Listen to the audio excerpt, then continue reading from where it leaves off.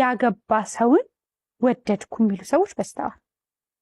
ሴትም እንደዛ። ወንድ እኮ የሚወደደው ካገባ በኋላ ነውና አንዳንድ ጊዜ ከትዳር አጋር ጋር ምሳ ቁርስ ለመብላት ስትወጣ ቀለበት እያደረገ ያገባ ወንድ እንደሆነ እያወቁ በሱ አይን ለመሙላት የሚቅበዘበዙ ሴቶችና ወንዶች በጣም ብዙ ናቸውና አለማድረግ ሁሉ ቀለበት ከማረግ እንደው ሳላረግ ነው ሴቶች የማያዩኝ የሚሉ ወንዶች ይበዛሉ። ይሄ እውነት ነው።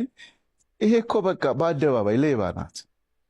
ሌብነትን እንኳን አፕሪሺየት ምን ያህል እንደው የፈጣሪውን እናየዋለን። ምክንያቱም ቅድም እንዳልከው ፈጣሪ ያለበት ጋር ይሄ ነገር ነግበኔ በነገራችን ላይ እንዳትሸወጂ እንደዚህ አይነት ነገር ማለት ነው። ያኛው ቀለበት አድርጎ አንቺን ሲያሽኮረምምሽ ብታቂው ኖሮ አንቺ ጊዜያዊ ነሽ። እቺ ነገር እንደዚህ እንግለጻት ለንግግር እንድትመች። ባለትዳር ያዝሽ በድብቅ እውነት የሚገለጽበት ቀን የበዓል ቀን ቤቱ ነው።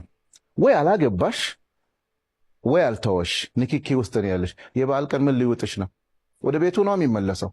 ሲመሽም ወደ ቤቱ ነው የሚሄደው። ገላጭ እኮ ነው ተፈጥሮ። በነገራችን ላይ መልስ የምትሰጠው በደንብ በጥፊ ብላሽ ነው። አታሽሞነምንም ተፈጥሮ። ውሸታም መሆንሽን ታውቂያለሽ እኮ። ወስዶ አብልቶ አጠጥቶ ሰርቆሽ እንደፈለገ ያደርጋል። when the reality is happen ግን ጥሎሽ ወደ ውዱ ሚስቱ ይሄዳል ከነ ችግሩ። እሱ ማያማቸው ሰዎች ሊኖር ይችላሉ። እሱ ማያማቸው ሰዎች they are abnormal በሽተኞች ናቸው። በቃ በሽተኞች አንደርላይን አርጊ በሽተኞች ናቸውና መታከም አለባቸው። ሁለተኛ ደግሞ ምንድነው ማድረግ ያለባቸው? መታከም አለባቸው። እድሜያቸውስ ዋስትናቸው ምንድነው? እስከ መቼ? ክሊር እኮ ነው። ማንም ይመልሰው እኮ ነው።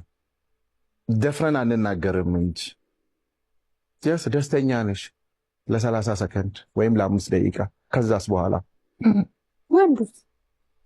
ወንድ ሴት የለው። ያው ወንድ ሴት የለው። ወንዱ አሁን ምንም ትዳር ኖሮት ሁለተኛ ትዳር በድብቅ ሆነ እንጂ መስርቶ መኖር ኖርማል። ከዛ ያን ያህልም ማንየው ባይዘው ትዳሩን ጥሎም ይመጣል ወንድ ልጅ። ትዳሯን ጥላም ትሄዳለች ሴት ልጅ።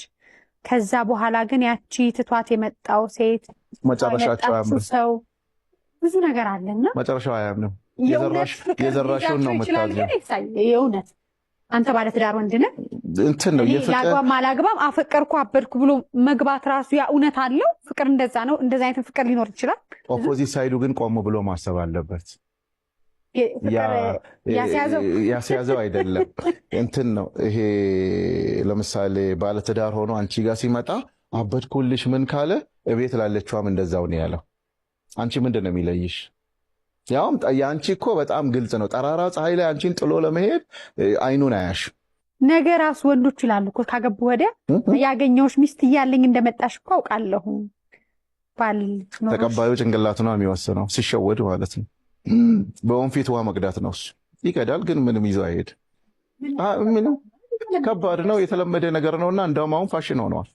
ግን ይኸውልሽ ከሰው ልትደበቂ ትችያለሽ፣ ከፈጣሪ አትደበቂ።